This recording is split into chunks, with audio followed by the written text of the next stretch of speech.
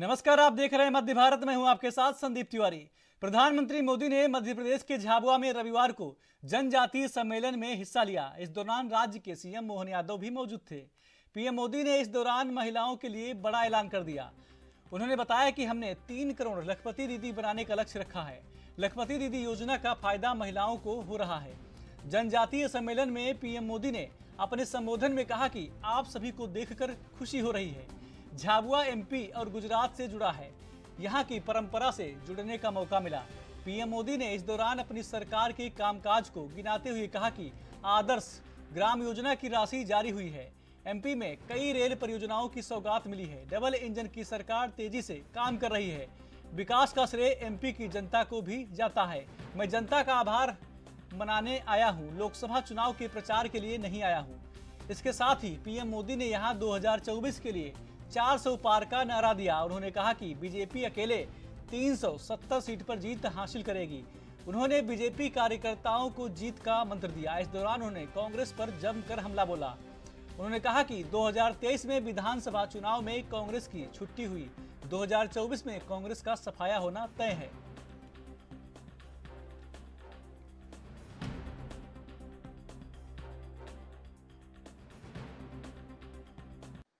झाबुआ जितना मध्य प्रदेश से जुड़ा है उतना ही गुजरात से भी जुड़ा है।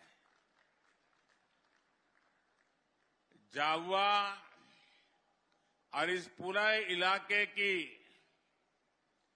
गुजरात से केवल सीमा ही नहीं लगती, बल्कि दोनों तरफ के लोगों के दिल भी मजबूती से जुड़े हुए हैं।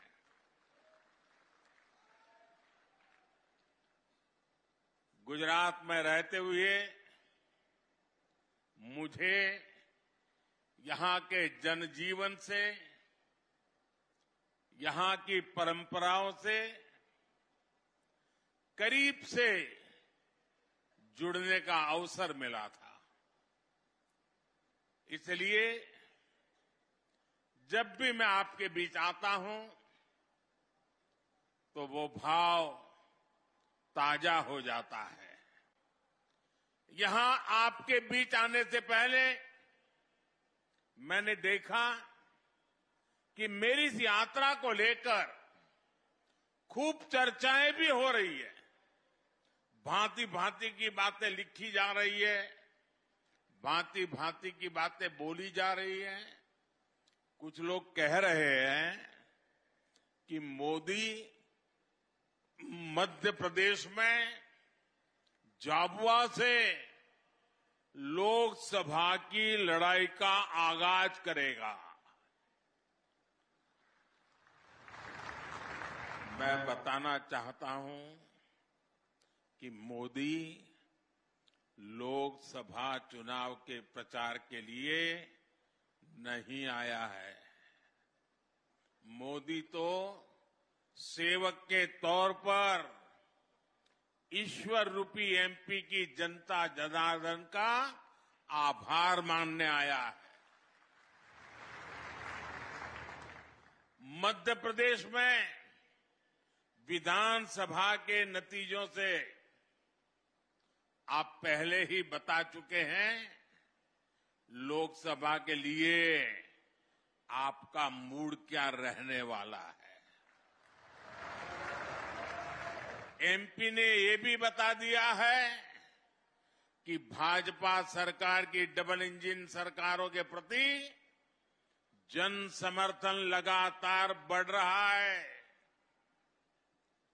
इसलिए इस बार विपक्ष के बड़े बड़े नेता, पहले से ही नेता विपक्ष में बोलने लगे हैं, संसद में बोलने लगे हैं, 24 में 400 पार, 24 में 2 दिनों से रुकी हुई कांग्रेस के पूर्व अध्यक्ष राहुल गांधी की भारत जोड़ो न्याय यात्रा छत्तीसगढ़ के रायगढ़ पहुंची। आपको बता दें कि इससे पहले जिंदल एयरपोर्ट पर कांग्रेस पदाधिकारियों ने उनका स्वागत किया। गांधी प्रतिमा पर पूजा अर्चना के बाद एक बार फिर से राहुल गांधी की पदयात्रा शुरू हुई। राहुल गांधी की भारत जोड़ो न्याय यात्रा का स्वागत करने के लिए प्रदेश के सीनियर कांग्रेस नेता रायगढ़ में मौजूद रहे। इसके बाद राहुल गांधी की यात्रा शक्ति पहुंची, जहां उन्होंने जनसभा को संबोधित किया। इस मौके पर उन्होंने बीजेपी पर देश में नफरत फैलाने का आरोप लगाया।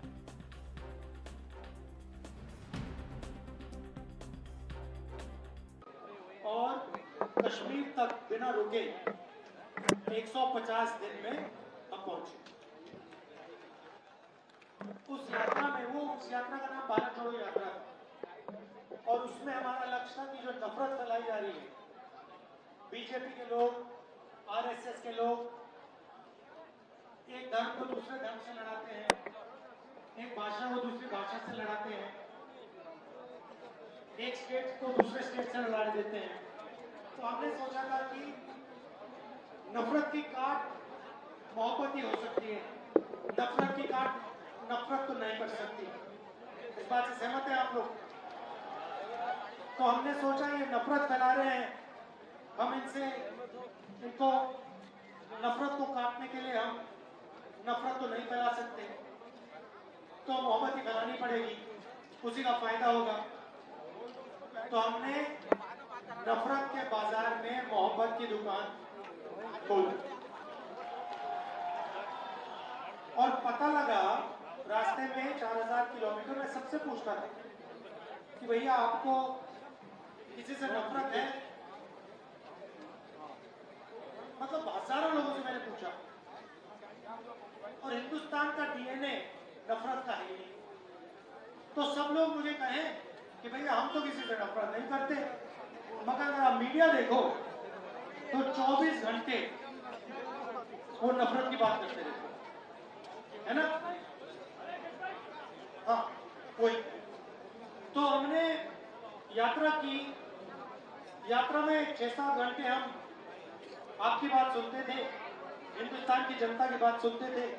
किसान आ जाते थे, मजदूर आ जाते, बच्चे आए, अलग अलग वर्ग के लोग आए, हिंदू, मुस्लिम, सिख, ईसाई, और हम 6-7 घंटे उनसे बात करते थे। अंत में ऐसा 15 मिनट का भाषण होता था।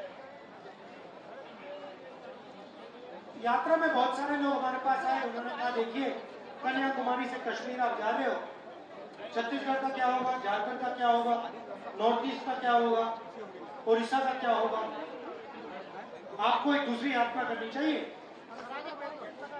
न्याय यात्रा मणिपुर से महाराष्ट्र।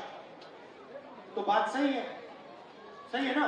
तो हमने कहा ठीक है हम दूसरी कर देते हैं, और इसमें हमने एक शब्द जोड़ दिया, भारत जोड़ो न्याय यात्रा। अब क्यों जोड़ा?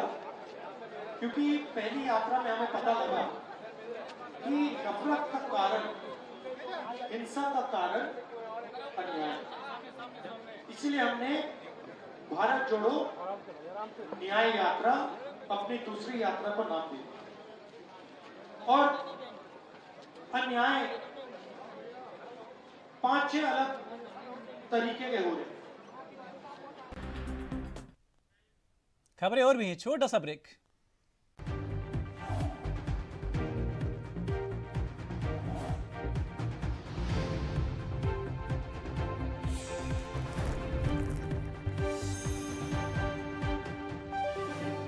ब्रेक के बाद स्वागत है आपका। खबरों में आगे बढ़ते हैं।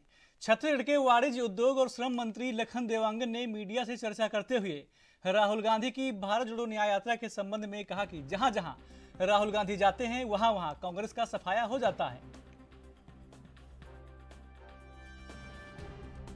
सरकार की जिम्मेदारी है। राहुल गांधी आ रहे हैं भारत न्याय यात्रा के लिए। देखिए, राहुल गांधी पहले भी भारत जोड़ो यात्रा कर चुके हैं।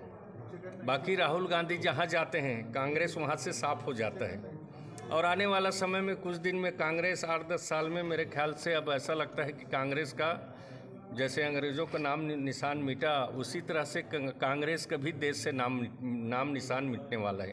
क्योंकि कांग्रेस आज पूरा देश में कहीं पर उनका कुछ नहीं। छोटे पहले कांग्रेस सबसे बड़े दल के रूप में काम करता था देश में, आज एक छोटे क्षेत्रीय दल के रूप में कांग्रेस काम कर रहा है। कांग्रेस कहाँ रह गया है? उनका कहीं अस्तित्व तो नहीं बचा है। धीरे धीरे ग्वालियर पहुंचे केंद्रीय मंत्री ज्योतिरादित्य सिंधिया ने कांग्रेस पर हमला बोला है। उन्होंने कहा कि कांग्रेस की अब ना तो कोई सोच है, ना कोई विचारधारा है और ना ही कोई नीति है। जो पार्टी भगवान श्री राम मंदिर के प्राण प्रतिष्ठा के आमंत्रण को नकारेगी, उसे पूरे देश की जनता ने जैसे 10 साल में नकारा है, वैसे ही आने वाले दिनों में नकारेगी।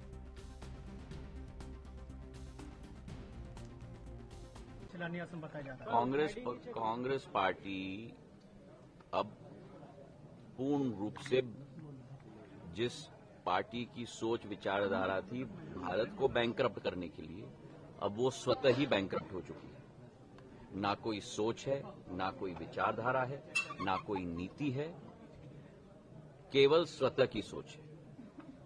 और जो पार्टी भगवान श्री राम के मंदिर की प्राण प्रतिष्ठा के आमंत्रण को नकारेगी, उसे पूर्ण देश की जनता आने वाले दिनों में जिस तरीके से 10 साल में नकारा है, वैसे ही।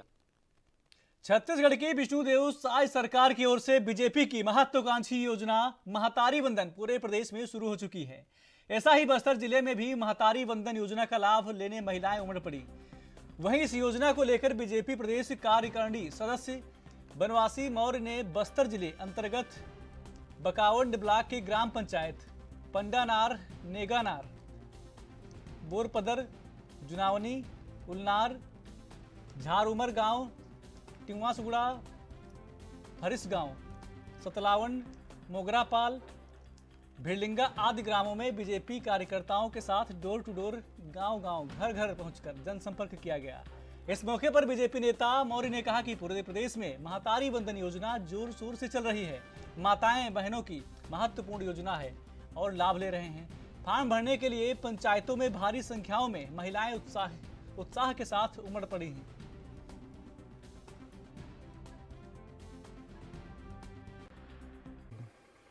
ये महतारी वंदन योजना हमारे पूरे छत्तीसगढ़ में हमारे प्रदेश नेतृत्व द्वारा जो चलाया जा रहा है योजना, बहुत ही हमारे माताएं बहनों के लिए बहुत ही महत्वपूर्ण योजना है।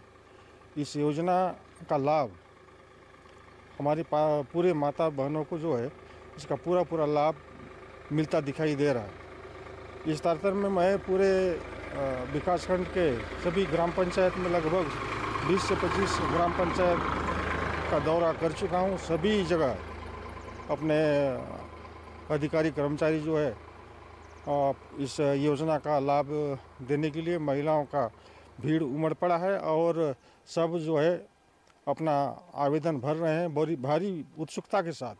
इस योजना का जो लाभ है हमारे महतारी वंदन योजना है, इस योजना का लाभ जो है हमारे गांव के नीचे स्तर के जो हमारे गरीब माताएं बहनें हैं, इनको ये जो योजना का लाभ पूरा मिल। जांजगीर में आयोजित 3 दिवसीय जाज्वल्यदेव लोक महोत्सव एवं एग्रीटेक कृषि मेले का शुभारंभ वित्त मंत्री ओपी चौधरी ने किया।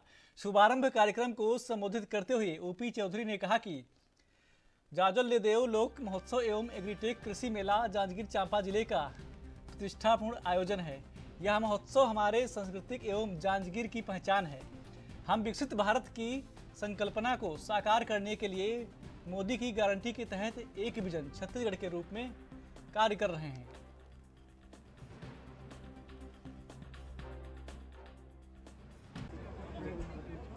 जाज्वल्यदेव महोत्सव की पूरे जांजगीर के सभी लोगों को, कृषक साथियों को, आप सबको सभी को बहुत बहुत बधाई और बहुत शुभकामना। और कृषि प्रधान जिला है और हमारी विष्णुदेव साय जी की सरकार कृषि के प्रति, किसानों के प्रति पूर्णतः समर्पित है। हम सब लोग किसानों को और इस कृषि प्रधान जिला के सभी लोगों को, माताओं बहनों को महतारी वंदन योजना के लिए बहुत बहुत बधाई और शुभकामनाएं। सर, जिला में खनिज विभाग में अभी 25 रेत घाट है, लेकिन उसमें 40 घाट अभी भी लाइसेंस के बिना अवैध है और उस पर लगातार अवैध उत्खनन के कारण माइनिंग डिपार्टमेंट हो, कोई भी डिपार्टमेंट हो, नियमानुसार उनकी कार्रवाई चलती रहेगी। अभी जाज्वल्यदेव महोत्सव के संबंध में जो 12 तारीख को धान खरीदी हुआ था उसमें 6 किसानों के खाते में नहीं आए हैं। 12 तारीख को धान खरीदी हुआ था, 6 किसानों के खाते में पैसे भी बोनस वाला नहीं सर जी, धान की पैसा क्योंकि इस साल रिकॉर्ड धान खरीदी हुई है 1 करोड़ 45 लाख मीट्रिक टन ये आज तक की जो कि हाईएस्ट खरीदी है, इससे पहले 1 करोड़ 20 लाख मीट्रिक टन का रिकॉर्ड हमारे जांजगीर चांपा लोकसभा को मिलेगा। हम नगरवासी शहरवासी ही नहीं वरन जिलेवासी पश्चिम के भी जो कि बड़ौदा या कि कोरबा की ओर जाने वाली है, जिससे हम पूरे क्षेत्र के लोग 2-2 घंटा से लेकर 3-3 घंटा तक आवागमन बाधित रहता है। एकमात्र कारण है कि उस फाटक पर ओवरब्रिज का निर्माण नहीं हो पाया है। मैं इस बात से अवगत कराना चाहूंगा कि 2 दिन पूर्व ही मैं जीएम साहब से मिला था। उन्होंने कहा कि भाई केंद्र ने इसकी स्वीकृति दे दी है, राज्य सरकार से लंबित है और उसके लिए वो जीएम बोल रहे थे कि हमने ऑफिसर से भी आग्रह किया है कि इसको जोड़ा जाए। तो मैं अपील और आग्रह करता हूं कि उन बातों पर भी आप गौर करेंगे। हमारे नगर में लगातार जिला मुख्यालय बनने के बाद मुख्य मार्ग तो बन रहा है, परंतु नालियों का अभाव है। उसमें नाली बनाने के लिए धनराशि स्वीकृत करने की कृपा करेंगे। जांजगीर हमारा नगर जब से जिला बना है, हम सब आज तक एक भी बाईपास का निर्माण नहीं हो पाया है। जिस समय मैं नगर पालिका में उपाध्यक्ष। कोरबा जिला यातायात विभाग की ओर से स्कूल पर आपको बताया, स्कूल बस चालकों और अन्य वाहन चालकों की फिटनेस और आंखों की जांच की जा रही है ताकि सड़क पर होने वाले हादसे को रोका जा सके। इस मौके पर पुलिस अधिकारी का कहना है कि सुप्रीम कोर्ट की गाइडलाइंस के मुताबिक ये जांच हो रही है। सुप्रीम कोर्ट के गाइडलाइन के अनुसार समय समय पे स्कूल बसों के ड्राइवर और अन्य जो कमर्शियल वाहन हैं उनके ड्राइवरों की आई टेस्ट और जो स्कूल बसें हैं उनकी जो सुप्रीम कोर्ट की जो गाइडलाइन है उनके अनुसार जांच की जाती है। आज लगभग कितनी बसों को किया गया और क्या पाया गया? अभी तक लगभग 55 बसें आई हैं और धीरे धीरे बसें आ रही है। कोरबा में लगभग 200 बसें हैं, तो हम लोग अलग अलग जगह पे आई टेस्ट करवाते हैं। तो बसों की भी जांच की गई है, तो बसों में किस तरीके से पाया गया है, क्या सभी सामान उपलब्ध थे? अभी एक बसों में कमी पाई गई है, बाकी बसें अभी तक ठीक हैं। जो नेत्र परीक्षण कराया जा रहा है उसमें किस तरीके के मरीज आए हैं और कितने लोगों को? अभी तक 2 लोगों को आई टेस्ट में फेल हुए हैं और उनको जो यहाँ डॉक्टर साहब आए हुए हैं वो 100 बेड। मध्य भारत में मेरे साथ इतना ही। देश प्रदेश की तमाम खबरों के लिए देखते रहिए ANB न्यूज। नमस्कार।